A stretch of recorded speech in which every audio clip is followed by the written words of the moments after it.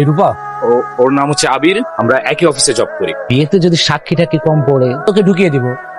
আচ্ছা আবির শুনুন, আশপাশের দোকান থেকে আমার জন্য 1 কাপ চা নিয়ে আসতে পারবেন? পারবেন না? জি পারবো, আপনি বসুন, আমি নিয়ে আসছি। হ্যালো, কোথায় তুমি? তোমার ফোন বন্ধ কেন? সেই সকাল থেকে আমরা কাজী অফিসের সামনে এসে বসে আছি। বিয়েটা আমি আজকেই করব। আজকে না বিয়ে করলে আমরা কখনোই বিয়ে করব না। ইডিয়েট। আবির, চাটা খুব ভালো হয়েছে, পারফেক্ট চিনি, পারফেক্ট আদা। মিস্টার আবির, আপনি আমাকে বিয়ে করবেন?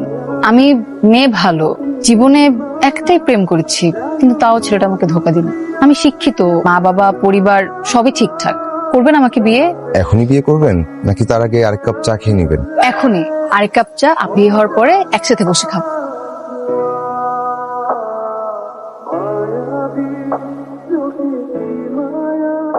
তোমার বাসা কোনটা? এটাই। তোমার বাবা সারাদিন বন্দুক নিয়ে ঘুরে, সেটা আগে বলো নাই কেন? বললে কি করতে, বিয়ে করতে না? তাহলে আরো আগে বিয়ে করতাম। আমার খুব শখ ছিল বন্দুক চালানো শিখবো। এবার মনে হয় শখটা পূরণ হয়ে যাবে। ভাইজান, আপনি এখানে বসে কি করেন? ভিতরে কিভাবে যাব এখানে বসে সেটাই ভাবছি। এই মহিলাকে আপনার পাশে বসা? ও মহিলা না, ও আমার বউ, নতুন বউ।